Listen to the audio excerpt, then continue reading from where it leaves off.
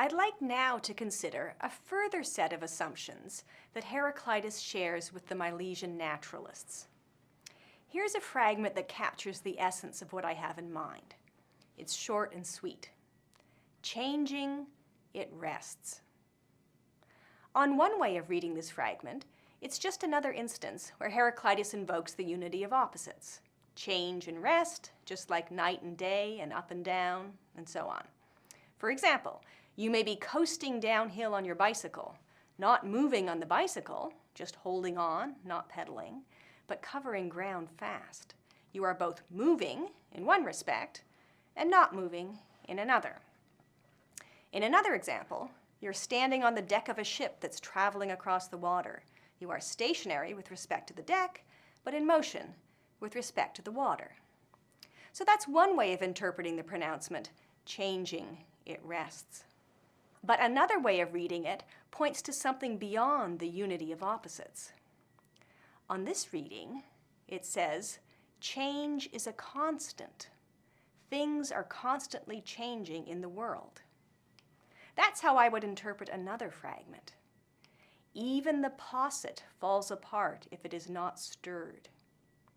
Now, a posset is a mixture of wine, honey, ground barley, and grated cheese, all stirred together. Now, setting aside the culinary and medicinal value of such a concoction, Heraclitus' point is that the posset won't remain a posset unless you keep stirring it. Otherwise, the various ingredients will separate out, with cheese sunk to the bottom, barley floating on top, and sweetened wine in the middle. When that happens, you don't have a posset anymore. A posset is the kind of thing for which constant motion or constant change is essential. In another famous example, you sometimes hear Heraclitus credited with the claim that you can never step into the same river twice. What he actually said is in fragment B12. Upon those who step into the same rivers, different and again different waters flow. The river is the same, but it's constantly changing as its waters flow.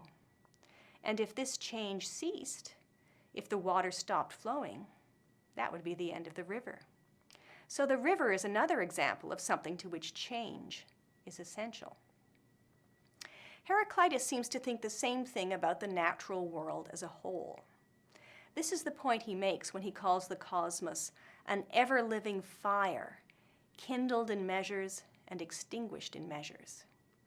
Fire here is not a material principle of the cosmos, as on a Milesian cosmology, but rather it's a way of characterizing the cosmos as a whole, as something constantly changing, like a flickering flame.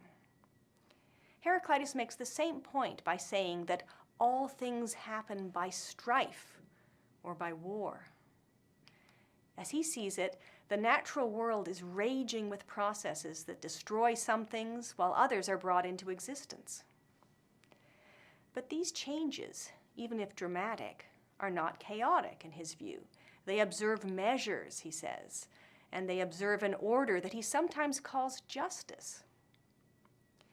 In this invocation of justice, Heraclitus is picking up on a theme of Anaximander, whose sole surviving fragment describes a similar kind of cosmic strife as a continuous cycle of injustice and retribution that takes place, quote, in accordance with the ordering of time.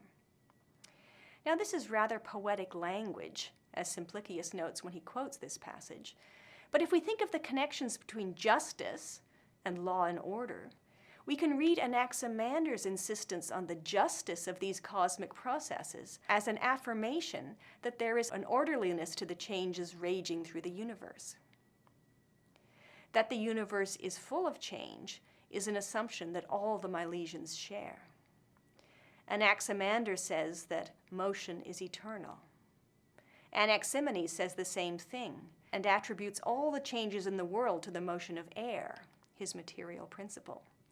Even Thales' proposal that everything is full of gods can be read as an attempt to explain the ubiquity of motion and change in the world. So Heraclitus' insistence that change is a constant distills an essential presupposition of Milesian naturalism, that we live in a world of change.